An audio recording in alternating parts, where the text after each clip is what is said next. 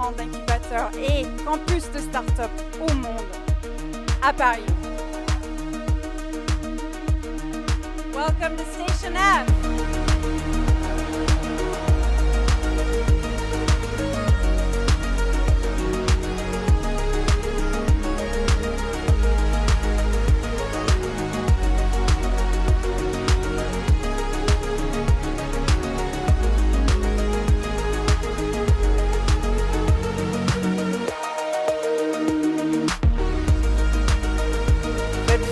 Dès demain les murs de Station F, poussez-les, faites réussir le pays, changez-le.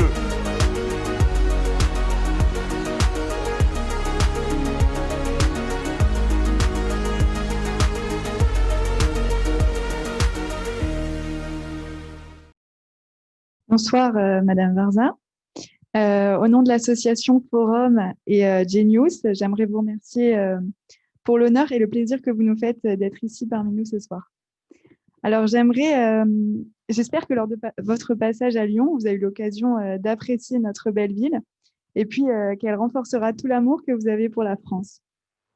Et pour cause, jeune femme encore inconnue du grand public il y a quelques années, rien ne vous prédestinait à évoluer dans l'écosystème tech français.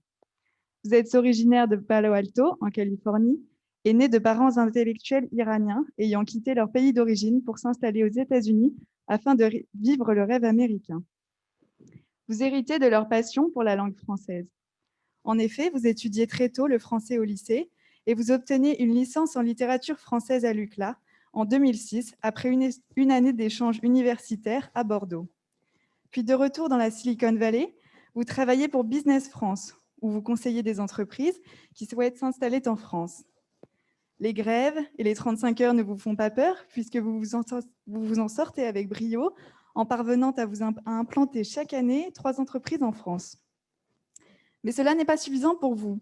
Vous décidez de poursuivre vos études et vous suivez en 2009 un double cursus Sciences Po Paris, London School of Economics, où vous décrochez un master en affaires étrangères ainsi qu'un master en politique économique internationale. En parallèle de vos études, vous créez Tech Baguette, un blog qui a vocation à promouvoir les startups françaises auprès des investisseurs anglo-saxons. Vous êtes alors repéré par TechCrunch, où vous traitez de tout ce qui a trait au monde des startups. Vous devenez rédactrice en chef de la version française du site jusqu'en 2011. Entreprenante et dynamique, vous parvenez à vous imposer dans un milieu à dominante masculine. Et vous lancez avec votre ami Girls in Tech, une organisation qui œuvre pour accroître la place des femmes dans le secteur des nouvelles technologies. Entre Paris et Londres, vous ne manquez pas une seule conférence, ni un événement start-up. C'est à cette époque que vous construisez votre réseau dans le milieu et que vous faites la connaissance de Xavier Niel, un contact qui vous sera précieux quelques années plus tard. Une fois vos études terminées, Roxane Varza, vous vous laissez logiquement séduire par les startups. Donc à Londres, vous débutez chez Carmine, une jeune pousse qui surfe à l'époque sur le boom des box beauté, puis chez Shopkate, une application de shopping social.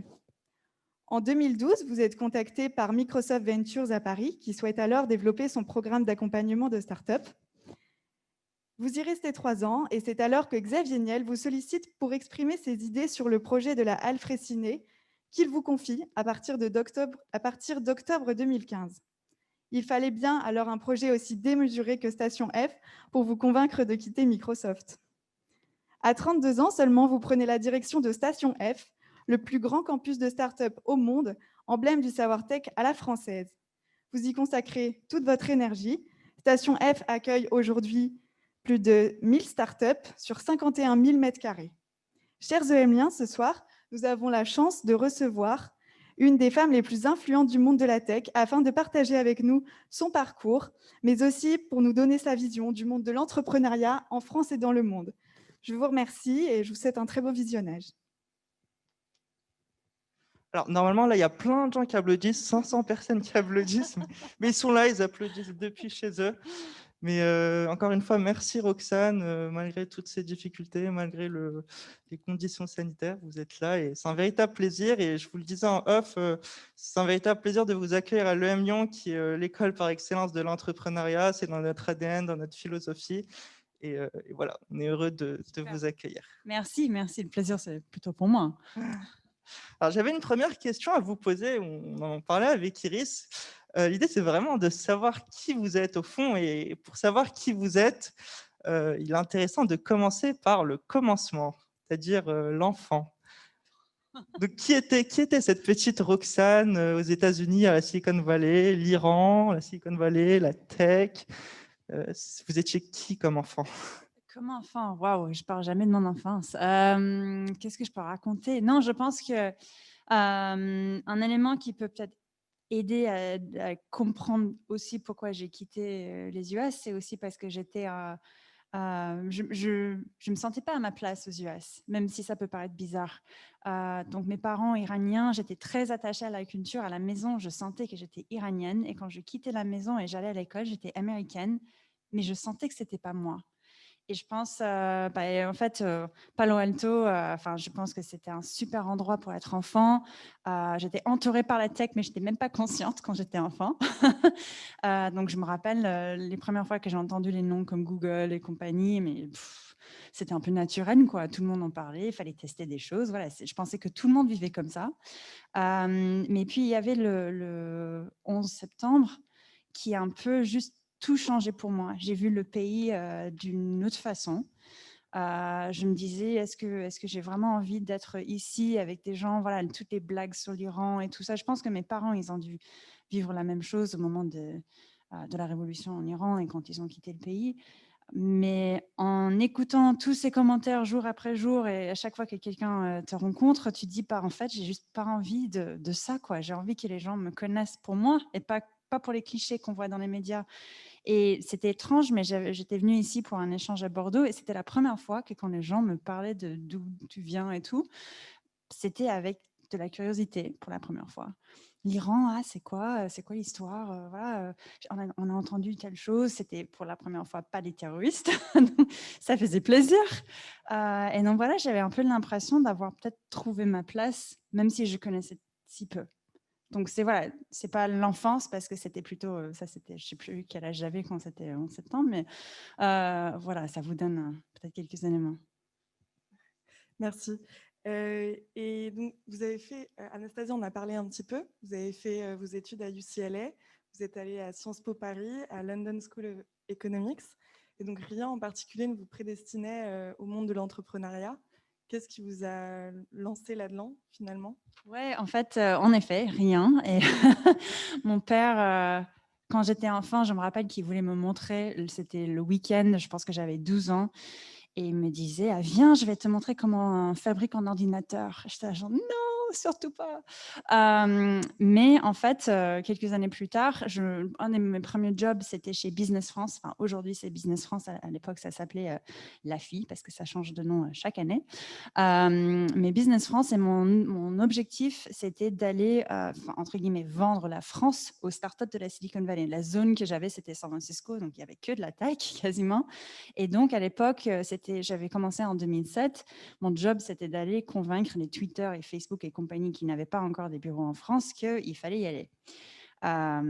Et donc voilà, c'était à ce moment-là que j'ai découvert qu'est-ce que c'est la tech et aussi les entrepreneurs. Donc en fait, j'ai pris rendez-vous pour aller vendre la France, et j'ai découvert des gens passionnés, intelligents, créatifs, suroptimistes, et j'ai dit, en fait, c'est un monde qui me ressemble, je crois, et dans lequel j'ai envie d'être. Et donc voilà, c'est comme ça que j'ai découvert l'entrepreneuriat. Et une fois que j'ai quitté les US pour venir faire mon master ici, j'étais plus du tout dans cet univers-là, mais je l'ai découvert aussi à Paris. C'était en train de commencer. Et j'ai dit, en fait, c'est quelque chose que j'ai envie aussi de voir se développer ici. Donc voilà.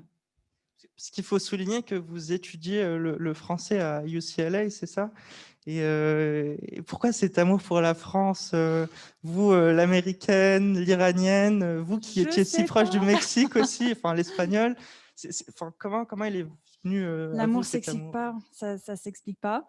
Non, en vrai, je sais pas trop comment l'expliquer. Je pense aux US, tout le monde apprend plutôt l'espagnol à l'école. Nous, on avait le choix, on avait plusieurs langues, donc ce n'était pas le cas de toutes les écoles, donc on avait vraiment, vraiment de la chance, mais je voulais être différente de toutes les autres. Et aussi, ma mère avait beaucoup de livres de français dans la maison. Elle, en Iran, elle avait fait lycée français, même si on ne parlait jamais en français, elle ne m'avait pas appris le français, mais je voyais des titres des livres, et j'ai dit, ça m'intrigue, qu'est-ce que c'est? Donc voilà, je pense que j'étais un peu plus sensible à tout ça. Merci.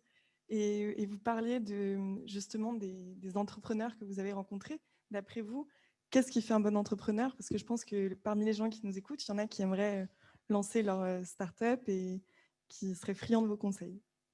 Qu'est-ce qui fait un entrepreneur? Un bon entrepreneur. En fait, on voit... Je pense que c'est un peu les éléments que je viens de décrire. Quand j'ai découvert l'univers de l'entrepreneuriat, les gens qui étaient créatifs, passionnés, tout ça.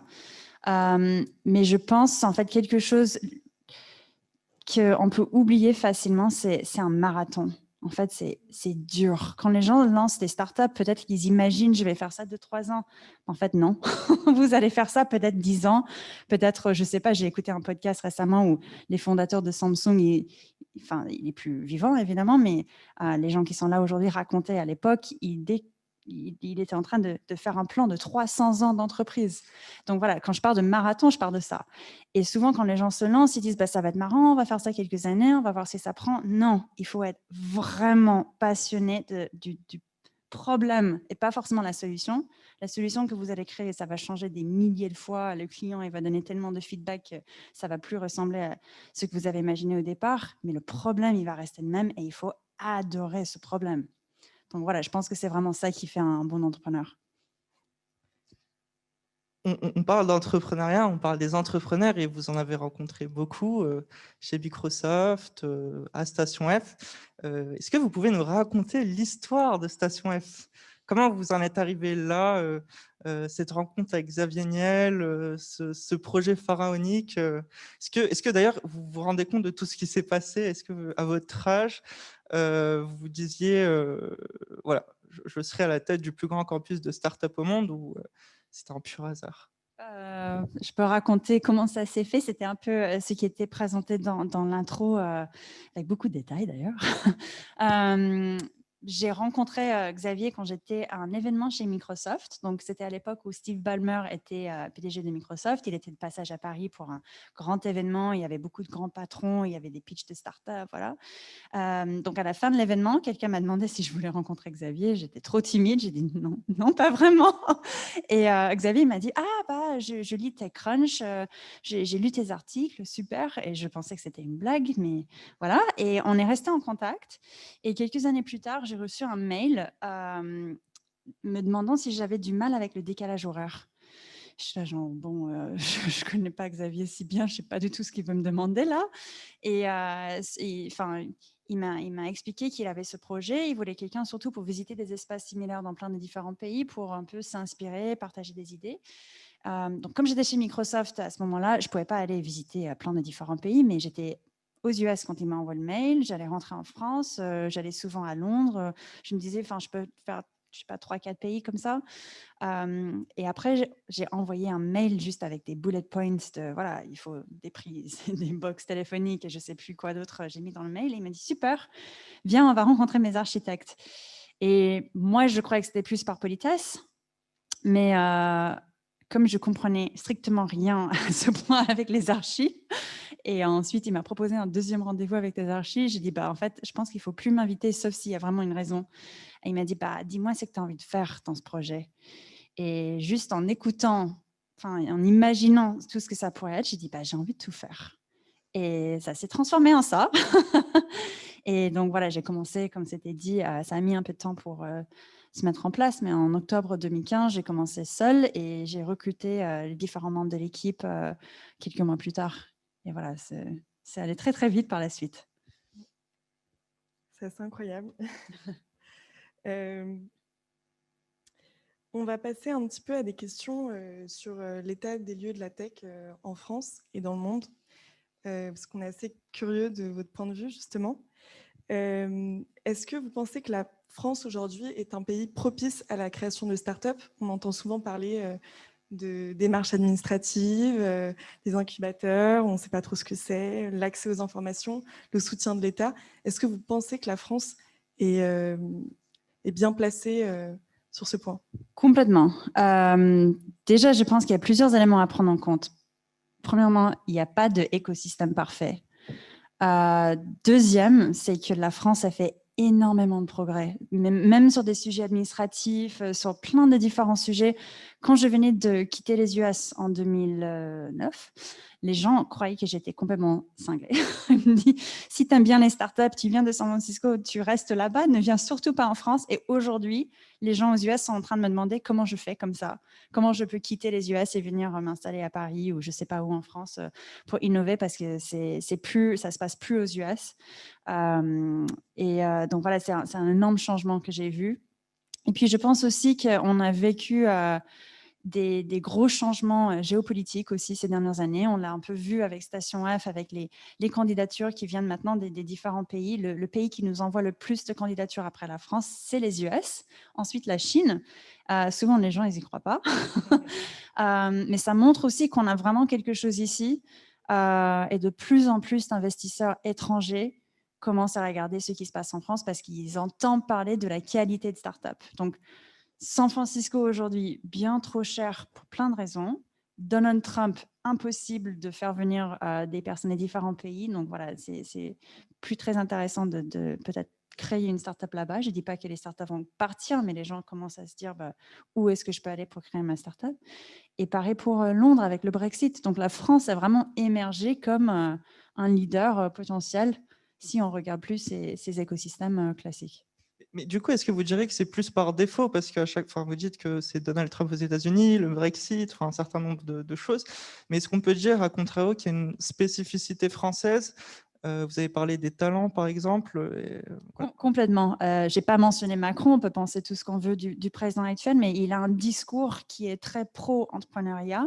Et ça a attiré aussi énormément de personnes en France. Ce n'est pas par hasard qu'ils ont regardé la France, ils n'ont pas forcément regardé tous les pays autour. Donc vraiment, je pense que ça a joué en notre faveur. Je pense que French Tech a fait un travail formidable sur les visas. Et pas que les visas entrepreneurs. Je pense que beaucoup de pays, ils ont fait des visas pour les entrepreneurs, mais pas forcément pour les autres talents qui vont rejoindre les startups.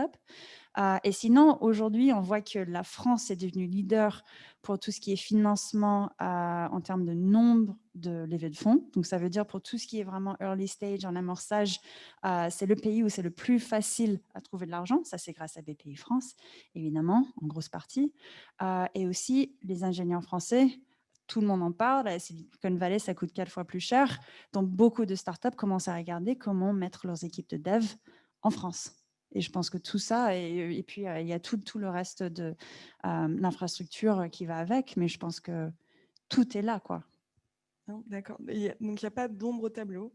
Il n'y a pas de petits points sur lesquels il y a des progrès encore à faire. Il y a toujours, mais toujours, et partout. Non, je pense que là où on a encore pas mal de progrès à faire, je dirais plutôt du financement. On parle beaucoup de financement late stage, mais encore là, le gouvernement fait encore des annonces incroyables avec des milliards d'euros qui vont être consacrés à du financement late stage.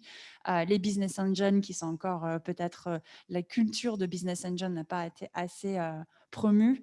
Et donc là, si je fais la comparaison avec les US, par exemple, on a beaucoup de salariés chez Google et YouTube et compagnie qu'ils vont mettre des petits tickets dans les startups. Ici, ce n'est pas trop la culture des cadres dans les entreprises. Donc, il y a peut-être un travail à faire, et puis structurer les différents réseaux de BA n'est pas encore vraiment fait en France. Donc ça, c'est les deux gros sujets que je vois. Mais à part ça, je pense, non, on commence à vraiment attirer de plus en plus de talents de très haut niveau de plein de différents pays, et c'est vraiment ça qui va changer les choses. Et nous, elle en a parlé un peu, Anastasia, en introduction, c'est la place des femmes dans ce milieu, l'entrepreneuriat, mais aussi la tech. Elle l'a dit, elle l'a rappelé, vous avez été très tôt engagé dans ce mouvement-là, qui est Girls in Tech, qui est né aux US. Vous avez créé une antenne à Paris, vous avez créé une antenne à Londres. Est-ce que vous pouvez nous en dire plus sur cette aventure, puisque Girls in Tech, c'est devenu autre chose aujourd'hui? Complètement. Donc, Girls in Tech, je l'ai lancé au moment où j'étais chez TechCrunch avec une amie, Mounia Erka, qui était jusqu'à récemment VC dans un fonds à Paris. Quand on l'a créé, c'était en fait parce qu'un jour, je ne me rappelle plus, je pense qu'en tant que journaliste chez TechCrunch, peut-être j'en avais marre de raconter à peu près la même histoire. Je tombais sur des fondateurs avec les mêmes profils tout le temps et je me disais, mais il n'y a pas de femmes quelque part. Et puis, je pense aussi, on voyait dans les conférences, mais à l'époque, ça n'avait strictement rien à voir avec aujourd'hui. On se pointait dans les conférences, il n'y avait pas une femme sur scène. Et là, je pense que c'était juste le choc total. Pourquoi on invite toujours les mêmes? Nous, on connaît des femmes. Pourquoi on ne les invite pas pour prendre la parole comme les hommes? Et donc là, on s'est dit, on va monter le réseau Girls in Tech, qui est un réseau qui est né à San Francisco. On va monter la branche française et on va faire des conférences, mais on va juste inviter des femmes. Et n'importe qui peut participer, écouter, mais on va parler business, mais uniquement avec des femmes en tant qu'intervenantes. Et en fait, le premier événement, on imaginait peut-être 20 personnes dans la salle. Il y avait 100 personnes, il y avait une liste d'attente. On se disait, OK, bah là, il y a quelque chose à faire clairement. Et avec le temps, avec l'évolution de l'écosystème, on a fait plein de différents projets. On a fait des cours d'initiation au code ouverts et gratuits à n'importe qui. On a fait une compétition de pitch pour des startups fondées par des femmes en Europe. On a eu, je pense, 28 pays qui ont candidaté. Donc voilà, on a fait plein de différents projets. On a fait aussi un classement, pas un classement, mais plutôt une liste qu'on sortait chaque année de 10 femmes à suivre. L'objectif, c'était vraiment de montrer en fait qu'il y a des femmes dans la tech. C'est juste qu'on ne les connaît pas. Et du coup, beaucoup de gens se retournaient vers nous pour pouvoir identifier des femmes pour les conférences, pour les prises de parole et ce genre de choses. Mais là, c'est marrant parce que vous avez évoqué le fait que j'ai monté le réseau à Paris et à Londres. Et même si dans ma tête, j'ai créé exactement la même chose dans les deux lieux, mais la réaction des deux écosystèmes n'avait strictement rien à voir. Donc en France, c'était très bien accueilli. Il y avait des hommes qui voulaient nous soutenir. Il y avait des hommes qui ont participé à l'équipe. Je sentais vraiment qu'on avait un soutien incroyable. Et à Londres, c'était presque rejeté. Et pour des raisons tout bêtes, le logo était rose. Girls in Tech, ce n'était pas un nom que j'avais choisi, mais le mot girls, ça fait référence à des jeunes filles et pas des femmes. Donc, c'était vraiment des trucs comme ça. Et il y avait même des femmes qui disaient, on n'a pas besoin de ça. Donc, moi, j'ai trouvé juste la réaction bête parce qu'on faisait du mal à personne et on était surtout là pour créer un dialogue qui n'était pas là. Et donc... Mais il y avait voilà. une différence au niveau de la place des femmes. D'ailleurs, vous l'avez vu, non, vous, la et d'ailleurs, différence entre... c'était pire à Londres. Donc, les chiffres étaient en baisse. En France, c'était... Voilà. Donc, vraiment, je ne comprenais pas, mais je pense que ça doit être culturel. Je pense vraiment que ça doit être culturel. D'accord, c'est assez intéressant. Est-ce que... Je prends le relais juste sur les femmes parce que ça m'intéresse vraiment. On parlait de Girls in Tech et en fait, Girls in Tech, c'est devenu autre chose aujourd'hui. Donc, vous avez rencontré d'autres figures féminines françaises et vous avez fusionné. Voilà, pourquoi cette fusion avec Sista pourquoi cette transformation? Est-ce que vous avez rencontré des blocages? Est-ce que vous pensiez qu'il fallait autre chose? En gros, ce qui s'est passé, c'était, je pense que c'était après 5 ans ou 6 ans, au sein du réseau Girls in Tech, on s'est rendu compte en fait que même si le réseau était super et ils avaient des super projets, en fait, la France et les projets qu'on avait ici allaient tellement vite et ça prenait beaucoup plus d'ampleur qu'on avait l'impression qu'en fait, on était empêché, notre développement était un peu retenu par les US. Et donc, on a dit, en fait, on va devenir indépendant. Pour pouvoir juste développer des projets qu'on souhaite développer, aller plus vite. On avait une équipe de 15 personnes. Je pense qu'aux US, c'était peut-être 4 personnes. Donc, il n'y avait pas de comparaison. Donc, on a pris notre indépendance, on a changé de nom, donc on est devenu Starter et ça a continué encore, je crois, 5 ans. Donc, aujourd'hui, ça fait à peu près 10 ans. On a commencé ça en 2010. Mais cette année, on a décidé de fusionner avec Sista, qui était fondée par Céline Lazorte, la fondatrice de Litchi, et Tatiana Jama, qui a fondé plusieurs startups, dont une startup qui a été rachetée par Living Social il y a quelques années. Et la raison, c'était juste, en fait, en vrai, on a la même mission. Et on est plus forte si on est ensemble. Et c'était vraiment ça. C'est bête, en fait, d'avoir trop de divisions. En fait, on va chercher les mêmes sponsors, on va chercher les mêmes intervenantes, on va chercher les mêmes je sais pas quoi. Et donc, on se disait, en fait, tant qu'à faire ça ensemble, c'était juste, ça faisait beaucoup plus de sens. Et aujourd'hui, on voit dans l'organisation que ça prend beaucoup, beaucoup plus d'ampleur, encore plus que ce qu'on avait avant avec Starter. Et je trouve ça absolument passionnant. Et donc, finalement, une plus d'égalité des genres, c'est essentiel à l'entrepreneuriat. Enfin, c'est vraiment quelque chose qui va pouvoir tirer vers le haut l'écosystème start-up en France. Complètement. La diversité, sans la diversité, je pense qu'on va pas avoir de l'innovation, tout simplement. Je pense que c'est vraiment la diversité qui permet de créer des nouvelles idées, de voir des choses différemment, de répondre aux vrais besoins. Si on reste entre nous, on ne va jamais avoir des problèmes d'autres personnes. Et puis l'égalité, si on n'a pas l'égalité, on ne va jamais avoir de la diversité. Donc voilà, tout va ensemble, je pense. On va peut-être changer un peu de sujet, mais toujours rester dans le thème de la tech. Moi, je voudrais votre avis par rapport aux grandes tendances à venir dans la tech. Aujourd'hui, est-ce que dans 5, 10 ans ou même là, dans les prochaines années qui arrivent, vous voyez des secteurs émerger, des enjeux majeurs auxquels il faudra s'intéresser et auxquels les 500 personnes qui nous regardent pourraient commencer à regarder Je pense qu'un des éléments qu'on commence à voir autour de nous en ce moment, c'est... je vais appeler ça des valeurs, mais ce n'est pas des valeurs. C'est vraiment, on a une responsabilité quand on crée une entreprise à créer quelque chose qui reflète le monde qu'on a envie de voir. Et je pense qu'il y a beaucoup d'entreprises super incroyables, ils ont créé beaucoup de valeurs, mais je pense qu'ils n'ont pas vraiment réfléchi à l'ensemble de leur modèle et l'impact qu'ils allaient avoir sur toute la chaîne de valeurs qu'ils allaient mettre en place. Donc là, ça a créé par exemple on voit beaucoup de problèmes aux US, dans la Silicon Valley, Black Lives Matter, le mouvement MeToo. Je pense qu'il y en a encore beaucoup plus. Il y a un vrai risque aujourd'hui d'avoir des fractures dans la société. Je pense aussi avec tout ce qu'on voit, par exemple, avec les réseaux sociaux. Et voilà, il faut vraiment que les entrepreneurs commencent à avoir une prise de conscience autour du rôle qu'ils jouent dans la société. Je pense que c'est aussi le rôle de Station F de sensibiliser les entrepreneurs sur ça. Donc là, ça va jouer sur la durabilité, la diversité et juste de innover de façon responsable. Et je pense que jusqu'à présent, tellement on voulait juste faire avancer l'entrepreneuriat parce que les gens ne comprenaient pas ce que c'était. Maintenant, on sait ce que c'est. Tout le monde comprend ce que c'est une start-up. Maintenant, il faut être responsable quand on crée une entreprise. Et je pense que c'est quelque chose où on commence juste à voir le début du sujet, mais ça va devenir vraiment super important.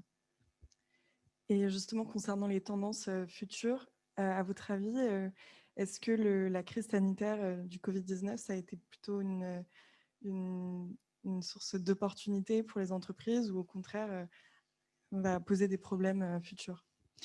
Je sais qu'une crise n'est jamais simple et donc ça a été difficile pour beaucoup, beaucoup de gens. Après, je suis toujours hyper surprise de voir comment les gens arrivent à être agile et innover dans les moments difficiles.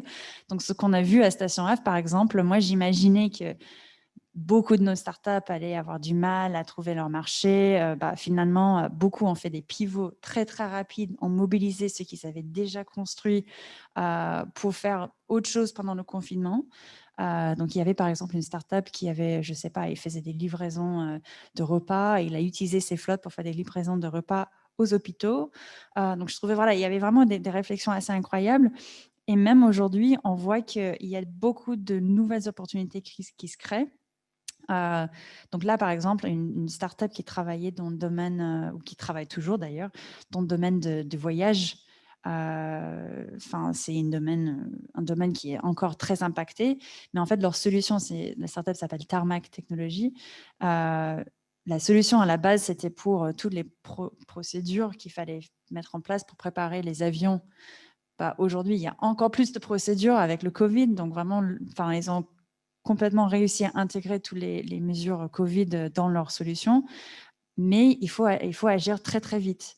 Donc là, on a vu beaucoup de startups très early, et c'est la population de Station F qui ont réussi à être agiles dans ces moments-là, Après, c'était les startups plutôt un peu plus matures qui étaient très dépendants du chiffre d'affaires, qui ont été beaucoup plus impactés s'ils n'étaient pas dans les domaines, je ne sais pas, d'outils pour le remote work ou pour, je ne sais pas, logistique ou livraison ou e-commerce, ce genre de choses.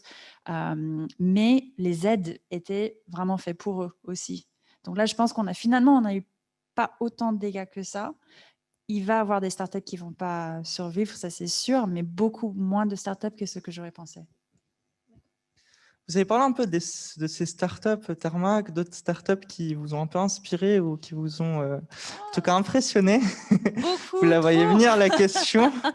Est-ce qu'il y a une figure, vous, peut-être aujourd'hui encore ou durant votre jeunesse, une figure entreprenante, entrepreneuriale ou pas, qui vous a inspiré ou qui vous inspire Ça m'arrive, mais genre chaque semaine, je rencontre quelqu'un et je dis pas, cette personne est le nouveau modèle. C'est un des avantages de ce que je fais, je pense. C'est impossible pour moi de ne pas dire Xavier parce que même aujourd'hui, c'est marrant parce que Xavier commence à dire non, je suis de l'autre génération, maintenant c'est une nouvelle génération, mais en fait, c'est juste quelqu'un qui, pour moi, il a toujours fait des projets super ambitieux. J'ai adoré Station F, c'était vraiment ça qui m'a attirée, c'était presque too big, quoi. Donc j'étais là, genre, bien sûr, je vais participer à ce projet. Et 42, c'était pareil, et Kima, c'était pareil, et j'adore cette façon de penser et de aussi. Un des éléments qu'il voulait absolument avoir dans Station F, et je pense qu'on retrouve dans beaucoup de ses projets, c'était de montrer que c'était accessible à n'importe qui. Et j'aime beaucoup ça. Donc Xavier, il est toujours sur ma liste. Mais sinon, je pense aussi à un entrepreneur avec qui j'ai échangé. Il était sur le podcast la semaine dernière de Station F. Je pense que c'était un des meilleurs podcasts qu'on a fait avec le fondateur de Airtable. Donc là, c'était incroyable pour moi parce que je pense qu'il arrivait vraiment à exprimer comment il a réfléchi son outil pour vraiment... il a réussi à identifier un changement de comportement chez le client qu'il a transformé, il a créé son outil en réponse à ce changement de comportement. Et je trouve que souvent, c'est ça qu'il faut chercher quand on crée une solution, mais il a vraiment très bien articulé le changement et ce qu'il a identifié et aussi sa solution en face. Je trouvais ça fascinant. Excusez-moi, vous pouvez expliquer pour les personnes qui ne connaissent pas le...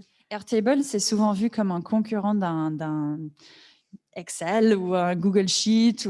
Il y a beaucoup plus de fonctionnalités, beaucoup plus puissantes, mais c'est presque bête de dire qu'aujourd'hui, on va créer un acteur qui va concurrencer Google ou Microsoft, surtout sur un outil qui est si basique. Mais en fait, quand je parle de comportement, ce qu'il a réussi à identifier, c'est qu'aujourd'hui, beaucoup de gens, ils n'utilisent pas les feuilles de calcul pour faire des calculs. Ils utilisent ces feuilles pour créer des bases de données, des listes, ce genre de choses. Et ils veulent utiliser ces datas pour faire d'autres fonctionnalités par la suite. Et en fait, c'est ça qu'il a réussi à détecter comme point de frustration ou usage dans les Microsoft Excel et Google Sheet. Et il a adapté son outil en fonction de ce comportement qu'il avait identifié. Et j'ai trouvé ça juste absolument fascinant parce que parfois, on ne creuse pas assez le comportement de l'utilisateur. Merci. Ouais. En fait, je pense qu'on doit avoir beaucoup de questions. Je ne sais pas si tu as envie de poser une dernière question. Alors, on peut passer à la partie un peu plus fun qu'on vous a préparée. Tu as envie de poser une dernière question ou Non, vas-y. Ok, très bien. Okay. Bon, du coup, ce qu'on a préparé pour Roxane aujourd'hui, c'est un konbini. Donc, l'idée, c'est de lui poser, vous connaissez le principe, on va lui donner 2 mots. Elle devra choisir un des 2 mots. En justifiant ou pas, c'est comme vous voulez. Donc voilà, c'est parti pour la vidéo. J'espère que je vais tout comprendre. Peut-être il va falloir m'expliquer aussi parfois. Ça devrait aller. Alors, plutôt Sciences Po ou UCLA? Ni l'un ni l'autre. Oh non. J'espère qu'il n'y a personne de vos camarades qui vous entend aujourd'hui. Ni l'un ni l'autre. Ça marche possible. comme réponse Ça ou pas? marche très bien. Plus chill, enfin là il y a moins d'enjeux, on va dire. Est-ce que vous êtes plutôt Friends ou How I Met Your Mother? Friends, mais c'est parce que je suis des années 90. Plutôt Silicon Valley ou Paris? Paris. Ah. Question un peu plus touchy. Founders Programme ou Fighters Programme? Je précise, Founders Programme et Fighters Programme, c'est des programmes à Station F d'incubation. Et donc, Fighters Programme, c'est plus pour l'inclusion. Et Founders Programme, c'est le programme qui existait. Impossible de ne pas dire Fighters Programme. Impossible. Plutôt baguette ou burger? Baguette. J'aime pas les burgers. Je suis Ah, une mauvaise américaine. c'est possible quand on est américain, ça? Ouais. C'est pour ça que j'ai dû partir. Question petit déjeuner. Enfin, je ne sais pas si vous petit déjeuner ou pas. C'est important pour vous? Non, pas C'est pas vraiment. important? Non, Ah. café. Café? Non, Mm. on allait vous demander si le lait, vous le mettez avant ou après les céréales. Pardon? Le lait, Ouais. est-ce que vous mangez des céréales? Non. Ah, bah bon, ok, la question ne passe même pas. Vous êtes plutôt métro ou Uber? J'adore le métro, mais vraiment, je sais que c'est bizarre, mais je bosse dans le métro, donc c'est un gain de temps de malade. J'aime beaucoup aussi. Oui, alors, start-up, est-ce que vous l'écrivez start, trait d'union, up Non. ou start-up? Non, tout attaché. Ah, bon, bah, maintenant, vous ne ferez plus l'erreur si Roxane Varza l'écrit comme ça. Bon, bah, on a fait le tour. Voilà, on a fait le tour. Super, merci. C'était, Ouf. bon, ça va, c'était pas trop. ça va, ça allait. touchy. Juste la première question, mais bon, c'est pas grave. On va pouvoir passer aux questions du public maintenant, donc les questions des personnes qui nous regardent. Avec Elsa, on va regarder. Alors, on a une première question. C'est qu'est-ce qui différencie Station F de tous les autres incubateurs de France et dans le monde? Pourquoi intégrer Station F et pas un autre incubateur? Enfin, peut-être juste pour préciser la question, c'est pourquoi ne pas intégrer l'un des incubateurs de Station F ou le programme d'incubation de Station F, donc Fighters Programme ou Founders Programme, et pas un autre incubateur? Ok, donc ce que je comprends, c'est quelle est la différence entre tous les programmes à Station F? Parce qu'il y en a 30. Plutôt qu'est-ce qui différencie Station F et autres. ses incubateurs des du autres. reste de l'écosystème? Ok, je comprends.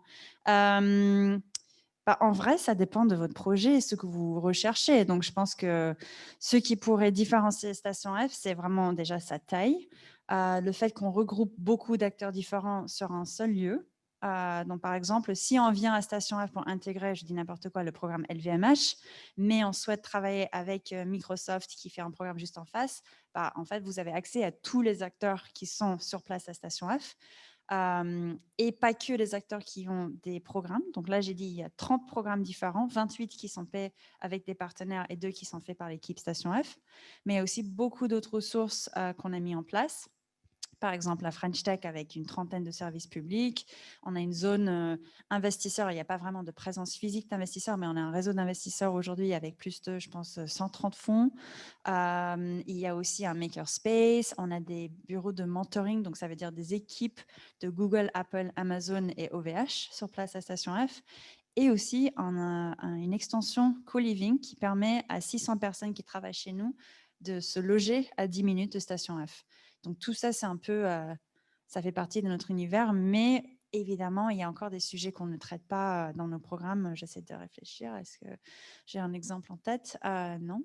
Mais il y a des sujets forcément qu'on ne traite pas à Station F au sein de nos programmes. L'idée d'origine, quand vous aviez pensé Station F dès le départ, il me semble que c'était de créer un incubateur et pas un campus de start-up ou un ensemble d'incubateurs. Pourquoi ne pas avoir créé un grand incubateur? Donc ça, en fait, quand j'ai rejoint le projet, c'était ça que Xavier m'avait dit. Il m'a dit, j'ai créé un incubateur, j'ai même mis une start-up là-dedans.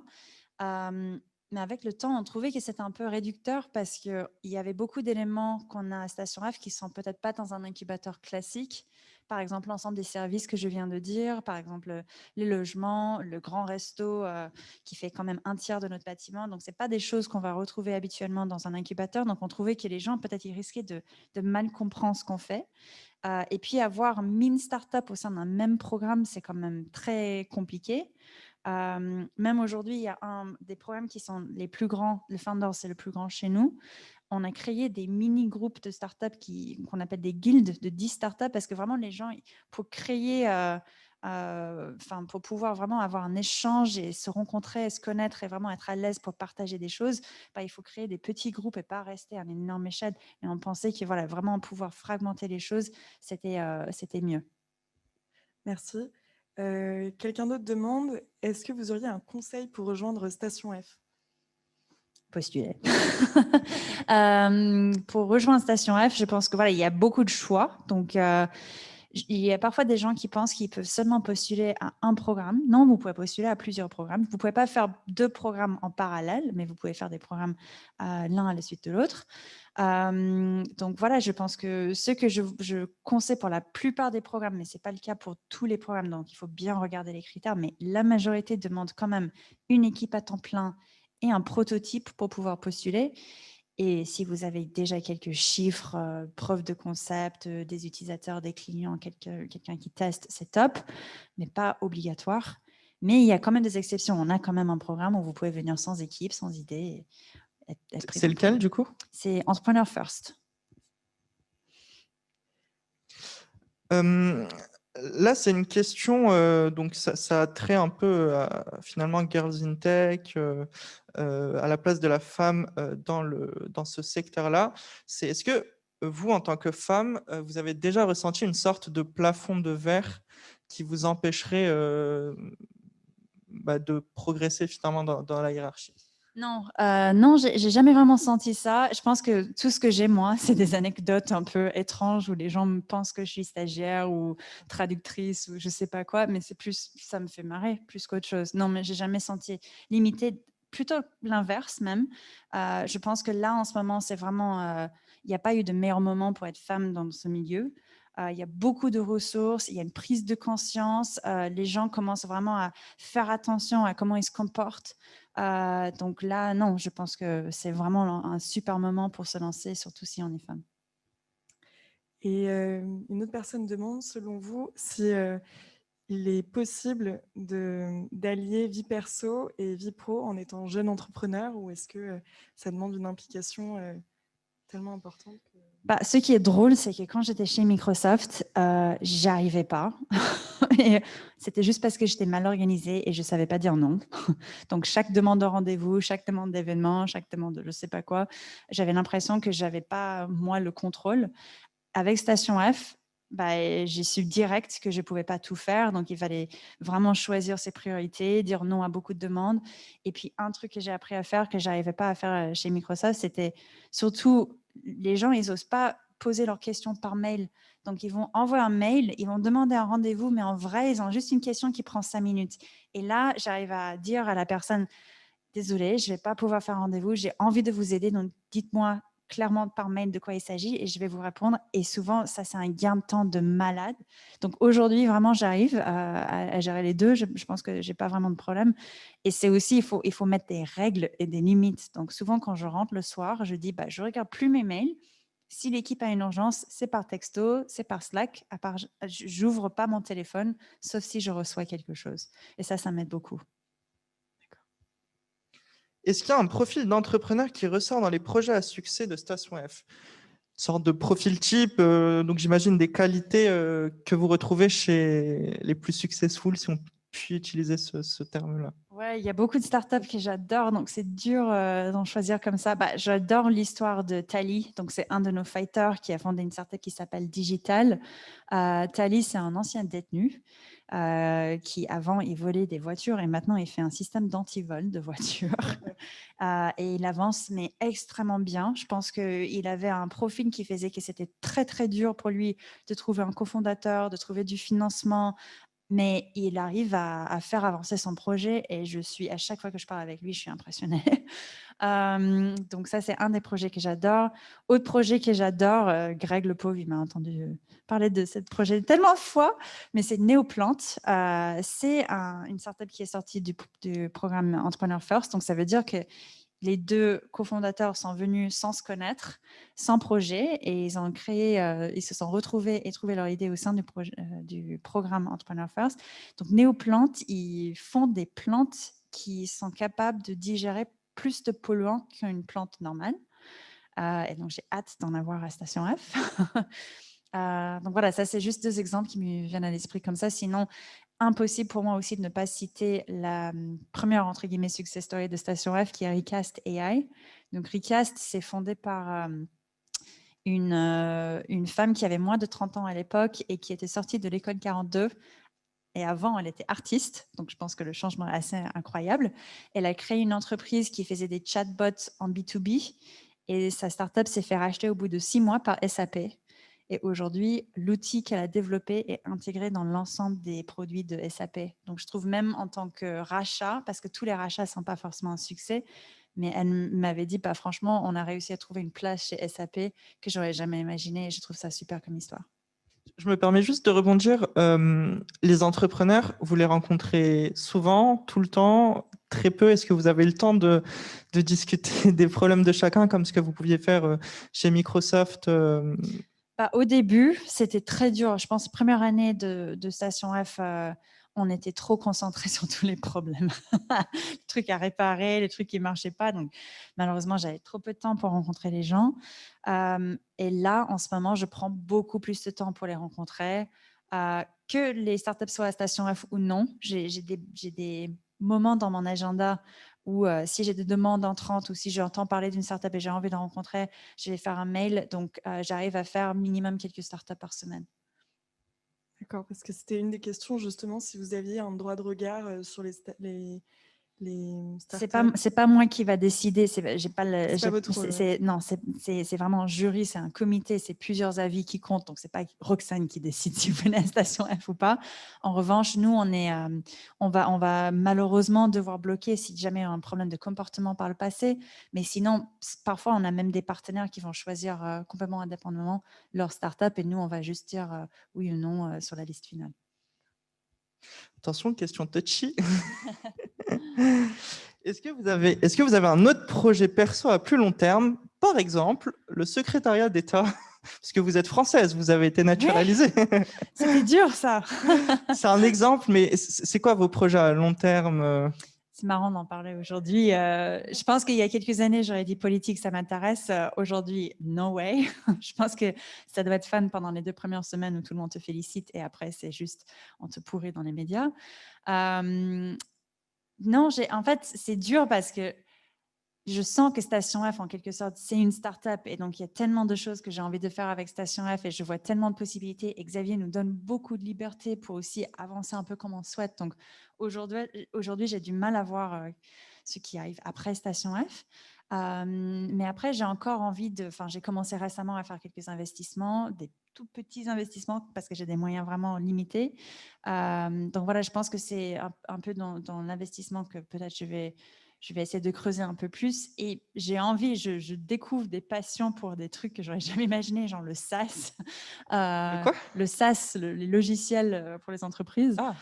Ouais, et ben voilà.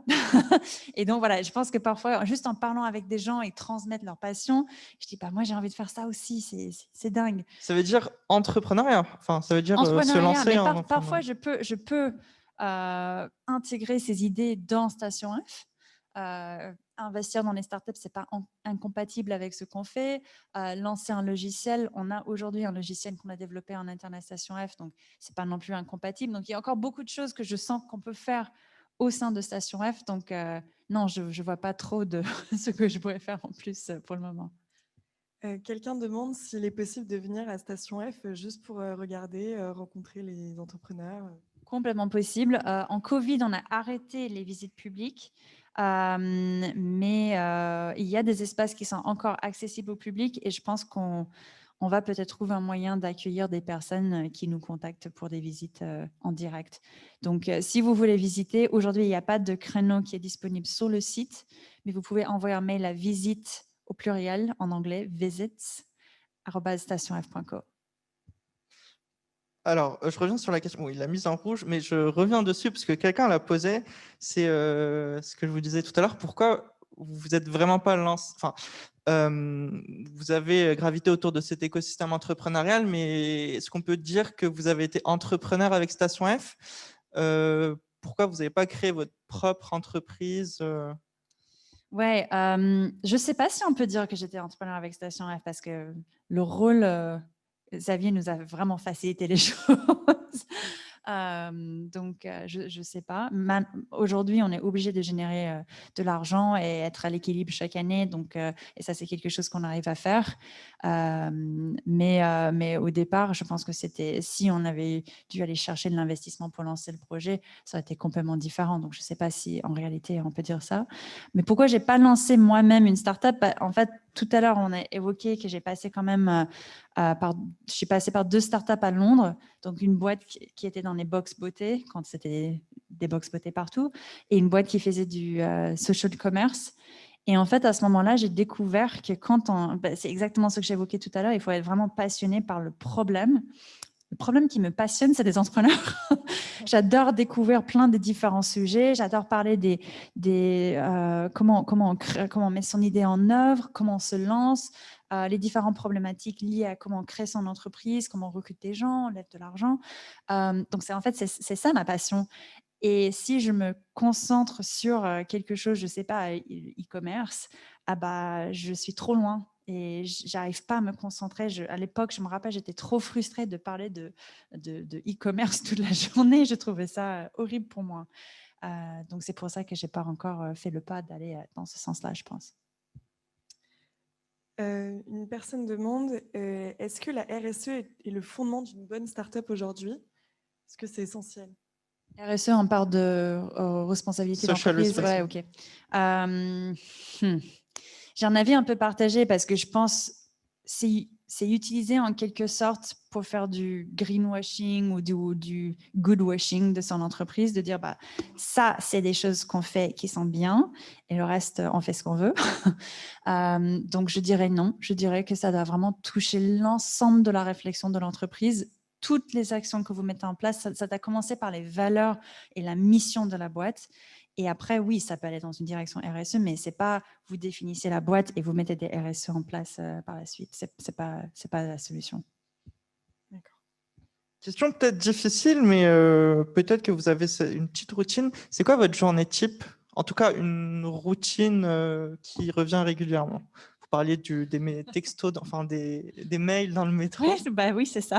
Donc, je pense que j'ai pas forcément de journée type parce que ça change vraiment tous les jours en fonction de qui on doit voir, qui vient à la station F. La semaine dernière, on a le président de Kenya qui a décidé de venir, je pense qu'il nous a prévenu le jeudi soir pour venir le vendredi. Donc voilà, c'est des choses comme ça qu'on a habituellement à la station F. Mais moi, ma journée commence quand je monte dans le métro. Et là, je check mes mails et j'ai besoin d'avoir checké tous mes mails quand j'arrive à Station F. Moi, j'aime pas arriver à Station F et ne pas savoir tout ce qu'il y avait dans ma boîte mail. Comme ça, je connais tous les sujets et j'arrive et je sais exactement ce que je dois savoir. Donc, c'est comme ça que je travaille. Et puis, en fin de journée, je fais pareil. Je check mes mails une dernière fois dans le métro quand je rentre chez moi et comme ça, je suis tranquille aussi. D'ailleurs, est-ce que vous avez des outils de productivité éventuellement que vous utilisez et que vous pourriez conseiller aux étudiants?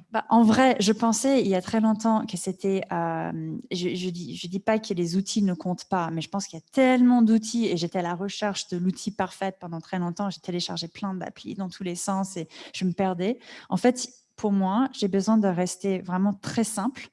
Donc aujourd'hui, qu'est-ce que j'utilise le plus? Je mets beaucoup de choses dans mon agenda. On utilise Gmail à Station F. Et dans le Gmail, vous pouvez rajouter, dans le même affichage web, vous pouvez rajouter des choses sur la partie à droite. Et je mets toujours ma to-do list. Donc, dès que je vois mes mails, je vois aussi toutes les tâches que je dois faire. Et on peut mettre des deadlines et tout. Et j'ai ça aussi sur mon téléphone. Donc, dès que je pense à quelque chose que je dois mettre sur ma to-do, c'est sur ma to-do direct. Et sinon, récemment, on a commencé à utiliser Notion. Une application incroyable, ça fait tout. Je ne sais pas te décrire parce que ça fait vraiment tout. Et donc, je trouve aussi un truc qu'on avait sous-estimé, je pense, au sein de l'équipe pendant très longtemps. On faisait beaucoup de choses par mail et par Google Drive et des documents partagés. Mais en fait, Notion, pourquoi c'est génial? C'est en fait quand l'expérience est top, les gens, ils ont envie d'utiliser. Et donc, les gens, je pense que ça va vraiment améliorer beaucoup de choses en interne qu'on n'imaginait pas, juste parce que l'expérience est incroyable avec Du coup, vous outil. basculez tout, enfin la to-do, vous la basculez sur Notion, le Pas l'ensemble. CRM. Moi, je garde ma to-do dans ma boîte mail parce que j'ai besoin de voir ça dans ma boîte mail. Mais je pense qu'on peut aussi rajouter Notion si je ne me trompe pas. Mais on bascule pas mal de choses qu'on faisait avant dans Gmail ou Google Doc dans Notion et je pense que l'expérience, c'est rien à voir. Tout à l'heure, on parlait des qualités d'un bon entrepreneur, mais il y a quelqu'un qui aimerait savoir un conseil pour un étudiant qui nous écoute et qui aimerait être entrepreneur. Conseil que je n'ai pas déjà donné Un conseil qui soit... pour quelqu'un qui veut être entrepreneur. C'est ça. Par où commencer ou... En fait, je dirais un truc qu'on commence à regarder de plus en plus, et on entend beaucoup d'investisseurs qui en parlent aussi. Ils parlent de la coachabilité de la personne, mais ce n'est pas peut-être l'image qu'on pourrait avoir de quelqu'un qui a besoin d'être coaché, forcément. C'est plus, est-ce que cette personne est capable déjà d'écouter des feedbacks, parce qu'il y a beaucoup d'entrepreneurs qui sont tellement convaincus parce qu'ils savent qu'ils n'arrivent plus à écouter. Est-ce qu'ils arrivent à écouter et est-ce qu'ils arrivent à intégrer le feedback quand il faut et aussi expliquer pourquoi ils n'écoutent pas si jamais ils n'écoutent pas le feedback. Je pense que ça, c'est quelque chose que souvent on ne voit pas assez. On voit des gens qui sont, soit ils insistent trop sur leur idée, leur avis, non, vous n'avez pas compris, c'est comme ça. Ou tout l'inverse, ok, ils pivotent chaque feedback qu'ils reçoivent. Et il faut vraiment trouver un juste milieu entre les deux.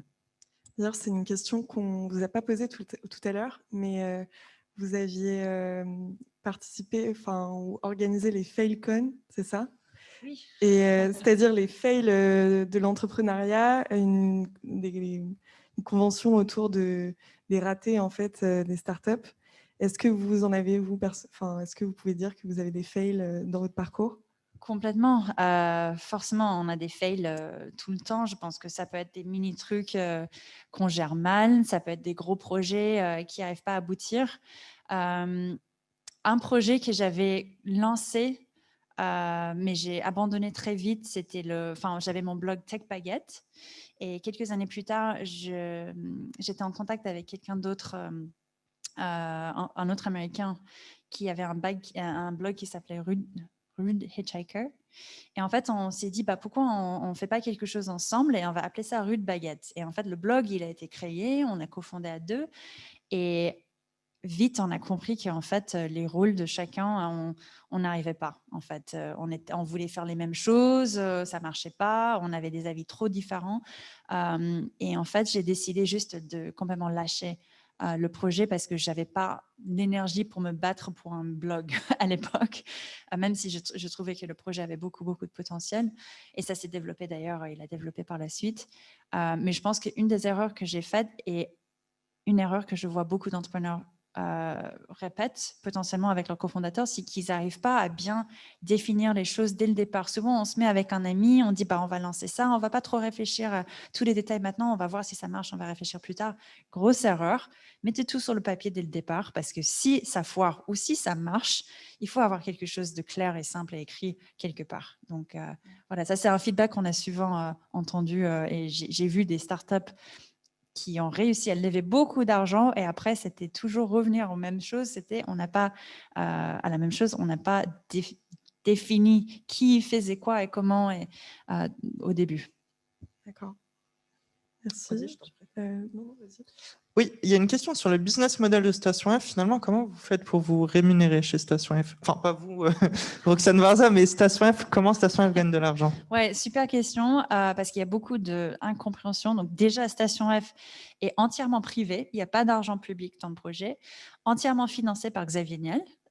Donc l'investissement initial, c'était 250 millions d'euros investis pour l'achat du terrain et les travaux. Et ensuite, une fois qu'on était ouvert, l'objectif, c'était d'être à l'équilibre sur des coûts de fonctionnement chaque année.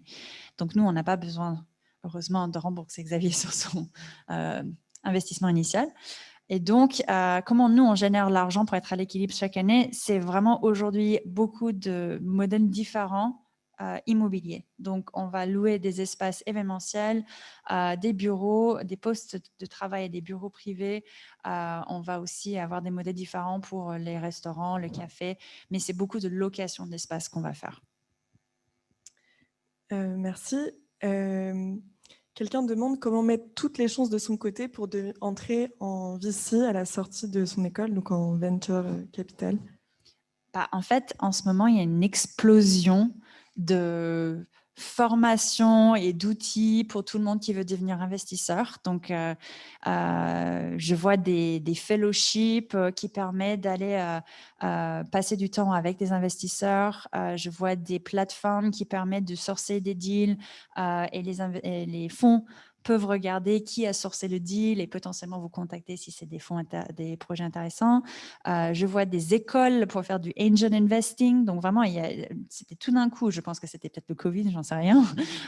Donc voilà, là en ce moment, si vous avez envie d'apprendre sur l'investissement, il y a beaucoup plus d'infos et de ressources qu'avant. Mais je vous conseille vraiment, si ça vous intéresse, de contacter directement des fonds d'investissement et demander de faire un stage, de postuler, de passer du temps avec les différentes personnes qui travaillent dans ces fonds. Merci Roxane. Oui. Il est actuellement 18h01 Super. et vous avez un train à prendre. Donc on va conclure sur cette dernière question. On voudrait vous remercier à nouveau au nom de Forum, au nom de Genius, Merci beaucoup. Merci. au nom de tous les étudiants qui ne sont pas là pour vous applaudir, mais ils applaudissent depuis chez eux. Est-ce que vous avez un dernier mot à nous dire avant de nous quitter, un mot à faire passer? Je pense que ça me ferait vraiment plaisir parce que j'ai vu personne ce soir dans la salle.